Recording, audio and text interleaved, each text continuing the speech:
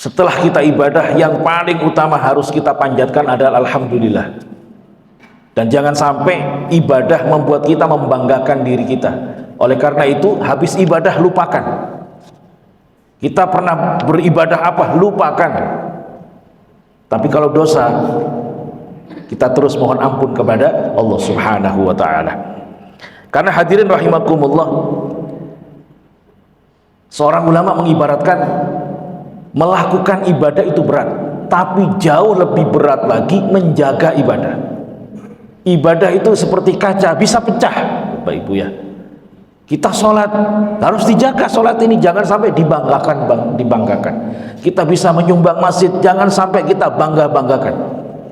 Kita jaga. Kalau kita membanggakannya bisa pecah, dan kaca kalau sudah pecah susah untuk dirangkai kembali. Jadi amal setelah kita lakukan, kita punya tugas berikutnya menjaga ibadah jangan sampai rusak. Maka semoga ibadah kita diterima oleh Allah Subhanahu wa ta'ala. Amin ya rabbal alamin.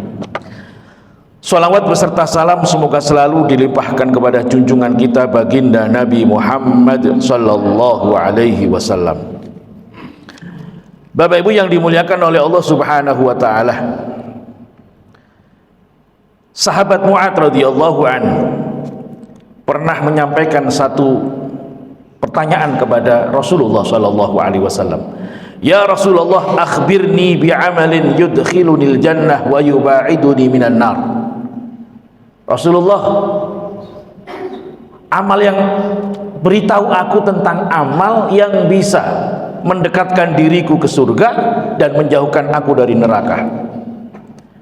Qala laqad sa'alta an 'azimin wa innahu la yasirun 'ala man yassarahu Allah ta'ala. Mu'adz, yang kamu tanyakan itu masalah besar, sesuatu yang besar yang kamu tanyakan, tapi sesuatu yang besar itu akan mudah bagi orang yang dimudahkan oleh Allah. Ibadah ini berat Bapak Ibu, tapi akan mudah kalau sudah dimudahkan oleh Allah. Nah, itu. Apa amalan itu? Ta'budullaha la tusyriku bihi syai'a. Kau sembah Allah, ibadalah kepada Allah, bukan kepada yang lain, jangan mensekutukan Allah. Alhamdulillah kita sudah masuk dalam keluarga besar orang-orang yang menyembah kepada Allah, beriman kepada Allah. Wa tuqimus shalah, kamu dirikan salat. Wa tu'tiyaz zakah, kamu tunaikan zakatmu. Wa tasumu Ramadan, dan kau lakukan puasa Ramadan. Wa tahujjul bait, dan kamu pergi haji kalau memang sudah mampu. Nah, itu amal yang luar biasa. Jadi rukun Islam itu Bapak Ibu adalah pondasi dari keislaman kita, maka tidak boleh kita remehkan. Syahadat sudah pasti, itu syarat mutlak agar kita masuk ke dalam agama Islam. Lalu sholat, jangan diremehkan, yang ibadah-ibadah wajib ini. Kemudian zakat, nanti kita akan bahas sedikit tentang zakat. Puasa Ramadan, jangan diremehkan. Kemudian haji, bagi yang mampu segera daftar berangkat. Ini ibadah inti, yang lain itu adalah pengembangan dari ibadah-ibadah ini. Kalau 5 ini dikerjakan, maka insya Allah surga sudah didekatkan oleh Allah kepada kita, dan kita dijauhkan oleh Allah dari api neraka. Amin ya rabbal alamin. Nah, kalau kita baca pahala taraweh saja Bapak Ibu ya, man shoma ramadhana imanan wahtisaban kharaja min dunubihi ka yaumi waladatu ummu. Barang siapa yang melakukan qiyamul Ramadan, khususnya ini bagi malam-malam terakhir ini Pak, wah ini jauh lebih besar pahalanya. Karena besar, banyak yang menyingkir. Lagi di verifikasi oleh malaikat ini malam-malam ini ya. Semakin besar pahalanya. Kharaja min dunubihi ka yaumi waladatu ummu. Kalau tarawihnya karena iman kepada Allah, karena kesungguhan mendekatkan diri mohon ridho dan pahala dari Allah, kharaja min dunubihi, dosa-dosanya akan keluar ka yaumi waladatu ummu, sebagaimana ia dilahirkan kembali oleh ibunya. Bayangkan, itu pahala sholat sunnah. Bagaimana pahala sholat subuh? Sholat sunnahnya aja begitu, apalagi sholat wajib. Masya Allah. Jadi jangan sampai kita meremehkan wajib. Kalau taraweh kita memaksakan diri harus berangkat, apalagi sholat subuh harus berangkat lagi. Karena pahala wajib itu sangat besar, tidak bisa dibandingkan dengan ibadah sunnah. Segede-gede apapun ibadah sunnah tidak akan bisa mengalahkan ibadah wajib. Nah, hadirin yang dimuliakan oleh Allah Subhanahu wa taala, materi kita pada pagi hari ini sedikit tentang zakat, Bapak Ibu ya. Khususnya yang pertama zakat fitrah. Jadi zakat itu dibagi dua. Ada zakat yang ada kaitannya dengan Ramadan, yaitu zakat fitrah. Nah, kalau nggak ada Ramadan, ya nggak ada zakat fitrah. Jadi kalau bulan Maulid ngeluarin apa? Zakat fitrah nggak ada. Jadi zakat fitrah itu zakat yang terkait dengan Ramadan. Nah, siapakah orang-orang yang diwajibkan oleh Nabi mengeluarkan zakat fitrah? Yang pertama harus Islam. Kalau non muslim gak ada urusan, non muslim diajak masuk Islam dulu, Islam. Yang kedua adalah hurubu akhiri yaumin min Ramadan. Yang kedua adalah dia harus mendapati atau masih hidup ketika matahari terbenam akhir Ramadan. Akhir Ramadan misalkan kalau tidak salah 1 Syawal itu hari Rabu, berarti hari Selasa beliau masih hidup sampai matahari terbenam. Itu yang kedua.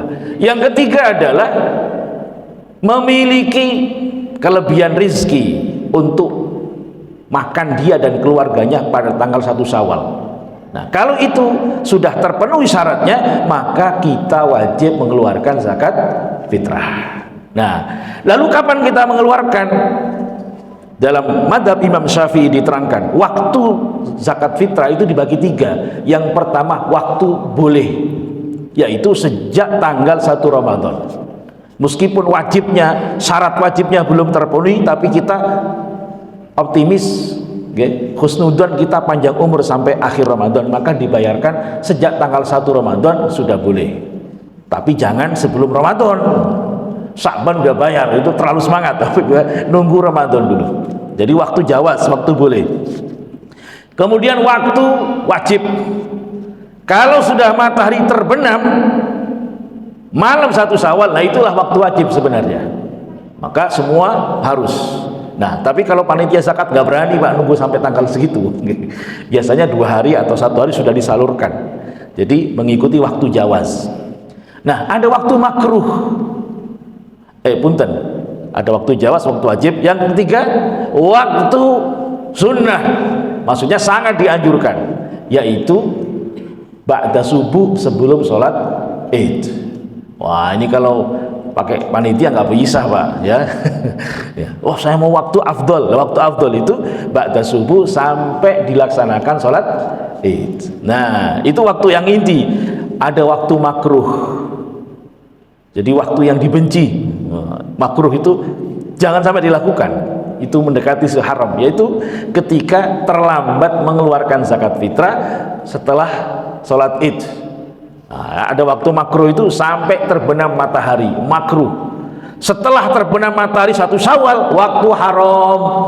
Artinya apa? Tetap harus dibayar tapi berdosa. Ibaratnya sholat subuh jam 7 tetap harus dikerjakan, cuma berdosa karena sudah keluar waktunya. Maka kita antisipasi supaya tidak lupa, misalkan di pertengahan Ramadan atau akhir Ramadan sudah kita tunaikan, supaya kita sudah terbebas dari kewajiban yang Allah berikan kepada kita semua, itu zakat fitrah. Nah, kalau teks hadisnya zaman Rasulullah, seorang sahabat mengatakan Rasulullah mewajibkan zakat fitrah untuk setiap orang muslim, laki, perempuan, hamba sahaya, merdeka, 1 sok dari tamer, kurma, 1 sok dari gandum. Jadi zaman Nabi itu yang dikeluarkan adalah gandum dengan kurma. Coba kalau nggak ada para ulama, kita nyari gandum kemana Bapak Ibu? Kita nyari kurma. Alhamdulillah ulama ternyata faham. Nabi ketika menunjuk gandum, ketika menunjuk kurma, itu bukan berarti harus kurma dan harus gandum. Ternyata ada makna tersembunyi di situ, yaitu makanan pokok. Karena di zaman Rasul makanan pokoknya adalah kurma dan gandum. Nah, di Indonesia pakai beras. Nah, apa yang kita ambil pelajaran? Jangan gampang-gampang mengatakan bid'ah kalau nggak dilakukan Nabi. Nabi nggak pernah Pak zakat pakai beras. Laku beras sama Nabi. Jadi, wah ini nggak dikerjakan Nabi, bid'ah. Jangan. Dengar dulu yang diomongin ulama. Nah, kalau kita buru-buru, biasanya salah. Kita dengerin dulu fatwa ulamanya bagaimana, karena mereka lah yang ahli dalam memahami bahasa Nabi. Bahasa Nabi itu nggak simpel Pak, itu butuh ilmu bahasa Arab, butuh ilmu usul fikih, butuh ilmu balaghah untuk memahami sabda Rasul. Itu butuh disiplin ilmu yang tinggi. Kalau mondok itu ya kira-kira 20 tahun lah Pak, sampai 25 tahun itu baru bisa. Mondok 6 tahun itu baru bisa bahasa Arab biasa. Min aina anta, namamu siapa, itu bahasa Arab simpel. Untuk bahasa hadis, jadi tingkatan bahasa paling tinggi itu Al-Quran.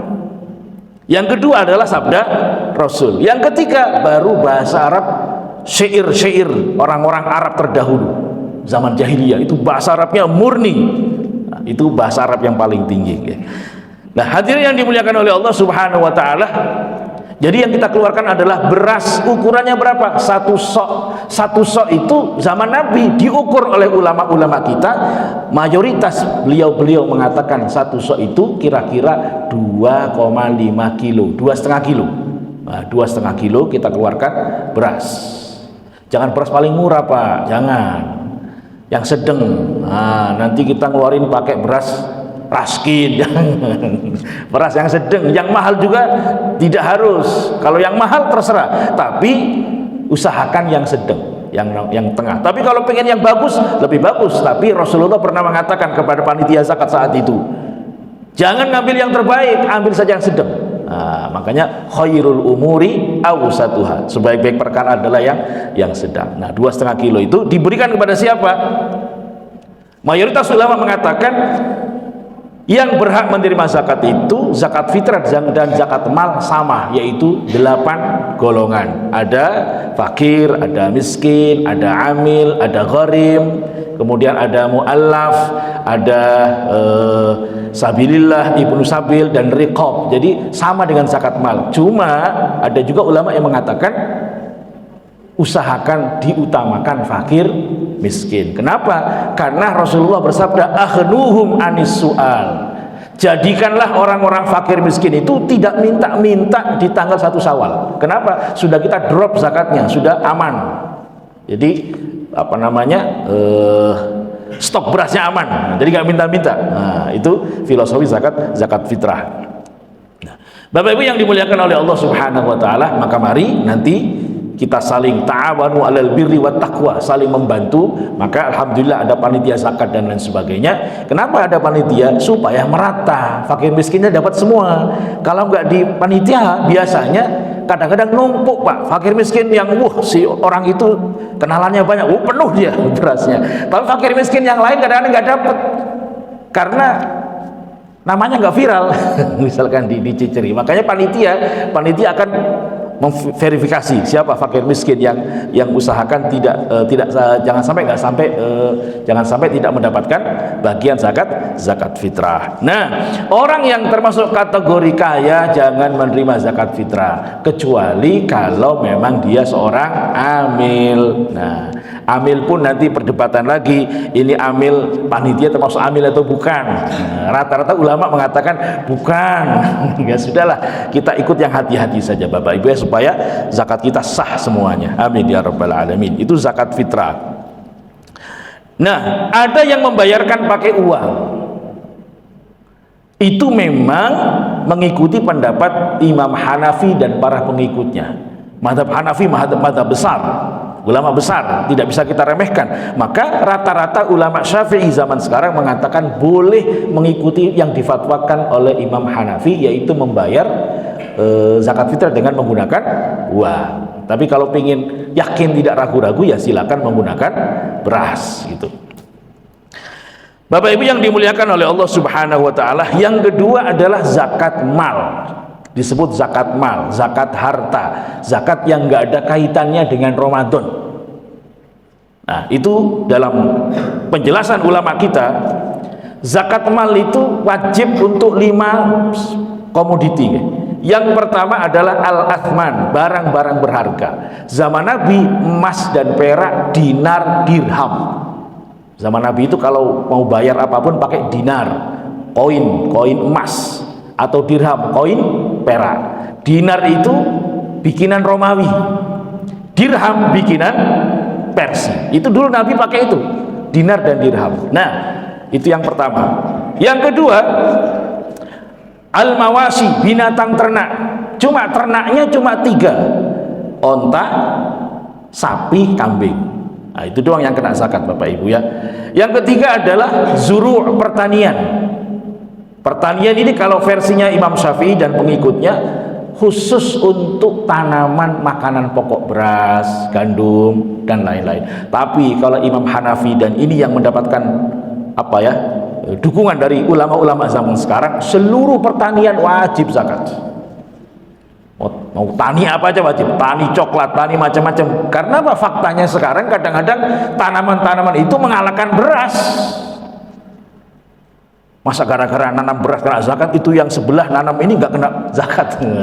Maka rata-rata ulama sekarang ikut yang difatwakan mazhab Hanafi, semua pertanian wajib zakat. Kemudian yang berikutnya, yang keempat adalah as-thimar, buah-buahan. Nah, lagi-lagi di sini ada perbedaan ulama. Imam Syafi'i hanya mewajibkan untuk buah anggur dan buah kurma saja. Hanafi lagi-lagi luar biasa, enggak, semua buah-buahan wajib zakat. Mau rambutan, durian, semuanya wajib.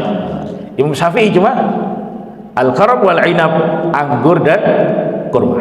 Nah, yang kelima, urudut tijarah, komoditi perdagangan kena zakat semua. Bapak Ibu dagang apa? Kena zakat. Dagang ayam kena zakat. Punya Alfamart kena zakat. Semuanya. Kalau kita bergerak dalam dunia perdagangan, maka yang kita perdagangkan kena zakat semua. Sekarang kita sedikit menyinggung zakat emas, Bapak Ibu ya. Emas itu, emas apapun zaman Nabi kena zakat. Emas dinar, emas batangan.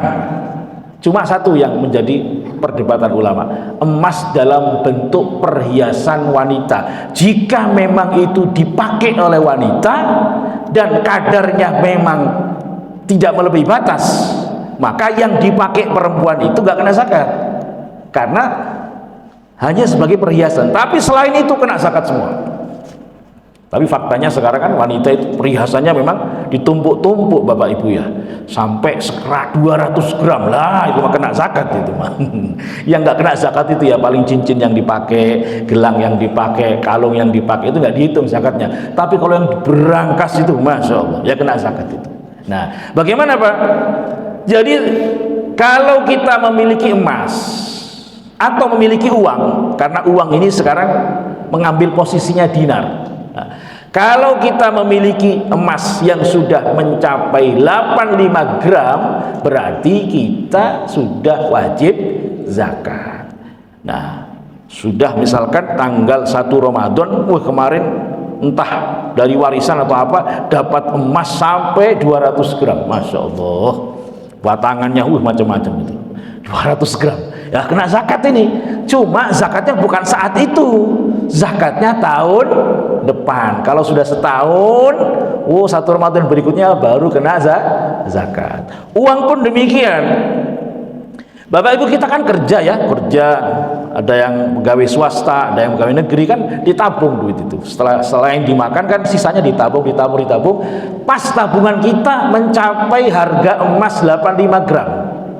Tabungan kita sudah 100 juta. Nah, berarti ini sudah kena wajib zakat. Kapan bayarnya? Bukan saat itu, tahun depan. Setelah mencapai 100 juta, bulan depannya anaknya masuk ke dokteran, bayare 80 juta. 80 juta. Berarti tinggal berapa duitnya Pak? 20 juta. Gugur lagi kewajibannya. Kenapa? Sekarang belum sampai setahun dia udah jatuh gak kaya lagi, maka tidak wajib zakat. Ngumpulin lagi, dapat warisan jebret 1 M. Nah, 1 M. Setahun lagi, wajibnya setahun, tahun depan Pak. Tapi kadang-kadang ketakutan kita ini, waduh 1 M nanti kalau nggak zakati nanti nggak, udah zakati aja, boleh silakan. Berarti zakatnya apa? Dipercepat. Ibaratnya kayak zakat fitrah tadi, waktunya belum wajib tapi sudah dibayar tanggal 1 Ramadan, boleh. Nah, tapi sebenarnya belum wajib itu. Kalau kita mendapatkan warisannya 1 Syawal, maka wajib zakatnya 1 Syawal tahun depan. 1 Syawal dapat warisan 1 M. Berjalan Syawal, Dzulqa'dah, Dzulhijjah, Muharram, terus Syawal berikutnya masih utuh, keluarkan 2,5%. Kalau 1 M berarti berapa Pak? 2,5%-nya 25 juta. 25 juta itu bukan haknya ibu, itu haknya fakir miskin. Berikan pada fakir miskin. Nah, emas juga begitu. Kalau sudah mencapai 1 nisab, ya keluarkan 2,5%. Itu tiap tahun Pak, tiap tahun dilihat terus hartanya. Kan tadi 1 M sudah keluar zakat 25 juta, berarti kan berkurang, tinggal berapa? 900 sekian juta.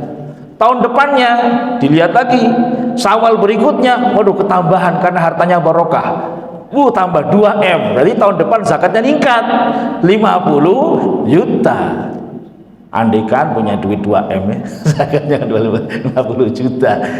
Tahun ketiga dilihat lagi, tahun ketiga ada musibah besar, misalkan nauzubillah rumahnya kebakaran, harus beli rumah, uangnya tinggal 500 juta doang. Berarti tahun ketiga yang dizakati berapa? Ya 500 juta, bukan 3 M lagi, karena sudah kena musibah dari Allah. Jadi maka tiap tahun Bapak Ibu mohon duitnya dilihat. Biasanya supaya gampang, ya udahlah pakai patokan Ramadan saja. Tiap tahun bayar zakat kan, tiap Ramadan dicek. Ramadan ini dicek 200.000, tahun depan 300.000 belum, berarti berhak menerima zakat. Ya. Jadi kita harus naik kelas Pak, dari yang menerima zakat menjadi orang yang memberi zakat. Nah, itu wajib, tidak boleh tidak. Sebagaimana kita wajib puasa Ramadan, wajib juga mengeluarkan zakat. Kalau nggak dibayar, ada aja Pak musibah dari Allah itu. Jadi ibaratnya kalau tidak salah dalam suatu riwayat, zakat itu ibarat virus. Kalau nggak dibayarkan itu ngegrogotin harta kita, ngegrogotin. Ada aja. Kadang kita punya duit banyak nggak zakat, pengen jadi anggota dewan, udah ngeluarin miliaran, kalah. Kenapa kok begini? Bisa jadi Allah tegur, kamu belum ngeluarin zakat, makanya kena virus, hartamu hilang, 1 M hilang. Banyak cerita macam-macam Pak. Masya Allah, 20 M ngeluarin duit untuk jadi anggota dewan pusat, 20 M, syukurnya dapat. Kalau nggak dapat gimana itu? Aneh juga ya, 20 M balik gak itu 5 tahun 20 M. Subhanallah. Nah, itu tentang zakat Bapak Ibu. Jadi intinya, zakat perdagangan bagaimana? Zakat perdagangan terakhir ini ya. Zakat perdagangan, Bapak Ibu dagang apa misalkan? Tadi kan kalau hewan cuma 3 doang yang Allah wajibkan. Misalkan kambing, ontah dan sapi. Ibu dagang ayam. Nah, ayam ini ya dihitung, karena dagang ayamnya dihitung. Dapat setahun, hari ini pembukaan, tahun depan dilihat, Masya Allah, ayamnya ribuan. Itu ayam dinilai ini berapa harga ayam ini. Nah, baru kemudian setelah ditemukan harganya, kemudian dikeluarkan 2,5%. Jadi kalau nilai ayamnya sudah mencapai harga emas 85 gram, 85 gram itu dari mana sih Bu? 85 gram itu dari zaman Nabi itu adalah 20 miskol. 20 miskol itu zaman Nabi. Zaman sekarang menurut para ulama mayoritas mengatakan 20 miskol nisab zakat emas itu kalau diukur sekarang kira-kira 85 gram emas. Berarti kalau ayam kita sudah mencapai harga 85 gram emas, berarti kena wajib zakat. Dagang apapun yang penting dagang barang halal, kena zakat semua. Dagang baju sama, setiap tahun dilihat bajunya, sedikit. Datang warung Madura, hitung, iki berapa harga ini, nggak sampai, berarti nggak wajib zakat. Tapi kalau sudah nyampe, maka wajib zakat. Maka semoga kita semua diberikan oleh Allah sifat tidak bakhil, amin ya rabbal alamin. Harus dilawan Bu bakhilnya. Salah sendiri orang kaya. Jadi semua ada resiko. Kalau kita orang miskin ya resikonya susah, Bapak Ibu ya. Orang kaya resikonya wajib bayar zakat. Kalau nggak bayar dosa besar. Kayak orang nggak puasa aja sama, dosa besar. Orang nggak sholat dosa besar. Orang yang nggak zakat dosa besar. Nah, kalau orang-orang yang bukan termasuk orang-orang kaya memang tidak wajib zakat. Allah memerintahkan, perintahnya perintah sunnah. Kalau kamu kerjakan saya kasih pahala, kalau enggak ya enggak apa-apa. Nah, tapi jangan kemudian loh saya mau orang miskin tidak perlu sedekah, enggak begitu. Kita tetap ingin sedekah. Kenapa? Sedekah itu akan menyelamatkan kita dari api neraka. Ittaqun nara walau bisyikki tamratin. Selamatkan dirimu dari neraka dengan sedekah meskipun secuil kurma. Nabi Muhammad SAW, kalau kita pengen tiru beliau, berat tapi Pak, la yaruddu sa'ilan. Nabi nggak pernah nolak orang yang minta. Orang minta dikasih. Sebisanya Nabi, nggak punya apa dikasih. Punya 1 kurma dikasih 1 kurma. Berat Pak jadi istrinya Nabi itu. Nabi ada orang minta, di rumahnya ada 2 kurma dikasih. Ya Allah, itu gimana sabarnya keluarga Nabi itu? Nah, kita bisa nggak gitu? Orang minta dikasih, orang minta, waduh bangkrut Pak Ustaz. Seperumahan dengar semua, datang ke ketua DKM pasti dikasih, antri. Jadi semoga kita semua paling tidak sekian persennya bisa meniru Rasulullah Sallallahu Alaihi Wasallam. Maka Sayyidina Hasan Al Basri mengatakan, coba kamu lihat hatimu, kalau datang orang ngasih sumbangan atau kalau datang orang minta sodako, kamu lebih seneng orang yang datang minta sodako, berarti kamu luar biasa. Kita kan nggak, orang ngasih sumbangan seneng kita, orang minta sodako gelisah kita. Sedekah maning sedekah. Bapak Ibu yang dimuliakan oleh Allah, mungkin itu yang bisa saya sampaikan dan semoga kita bisa mengamalkan dalam kehidupan kita. Amin ya rabbal alamin. Tentunya kita minta rezeki yang halal, yang barokah, dan kalau sudah diberikan kekayaan oleh Allah jangan lupa zakat. Sedikit lagi, harta selain 5 tadi gak wajib zakat Bu. Ibu punya rumah mewah luar biasa, kalau dijual itu 10 M gak wajib zakat. Rumah ya gak wajib zakat. Punya mobil mahal gak wajib zakat. Punya tanah hektaran gak wajib zakat, kecuali kalau ibu dagangan rumah baru rumahnya kena zakat. Jadi kita udah punya rumah nih, ada rumah orang dijual, wah ini saya beli nih, nanti saya jual lagi. Nah kalau dari awal niat yang sudah begitu, berarti ibu dagangan rumah. Kalau dagangan rumah maka kena zakat. Tapi kalau dapat warisan dari orang tuanya rumah, nggak dapat beli, dapat warisan, dipikir-pikir buat apa rumah lagi ya, udah dijual aja, nggak kena zakat ini Mbak, nggak kena, karena kita mendapatkannya bukan dari transaksi, kita dapatkan dari warisan. Tapi kalau kita transaksi dari awal beli, sudah hatinya sudah ngomong nih, ini akan saya perdagangkan. Beli tanah sudah diniatkan, nanti akan saya jual lagi nih, saya beli nanti saya jual lagi, maka itu termasuk barang dagangan yang wajib dizakati. Tapi kalau kita punya rumah untuk kita tempatin, untuk anak kita, punya tanah kita beli untuk anak kita di masa depan, itu semua tidak kena zakat. Tapi ya pasti nanti dimintai pertanggungjawaban oleh Allah Subhanahu wa ta'ala. Hartanya melimpah, gak ada amalnya, ujuk-ujuk meninggal, kemudian istrinya menikah lagi, berarti hartanya dinikmati orang. Nah ya Bu ya, hati-hati. Ibu nyimpen emas banyak, ibunya meninggal, suami dapat warisan, wah kata suami emasnya diambilin sama suaminya, milik tenan ya. Datang ke makam istrinya, Allahumma firlah, habis itu izin Maya mau nikah. Jadi jangan bakhil-bakhil lu, bakhil-bakhil nanti justru harta kita dinikmati orang lain. Tetap kita punya anak ya pasti kita sisihkan untuk anak kita, untuk masa depan anak dan lain sebagainya. Tapi kalau terlalu bakhil, masya Allah, nggak pernah beramal, nauzubillah, nggak pernah zakat, akhirnya apa? Keburu meninggal dunia, hartanya diwaris, anaknya dapat. Kan suami lumayan Bu dapatnya. Suami ibu itu kalau ibu punya anak, warisannya berapa?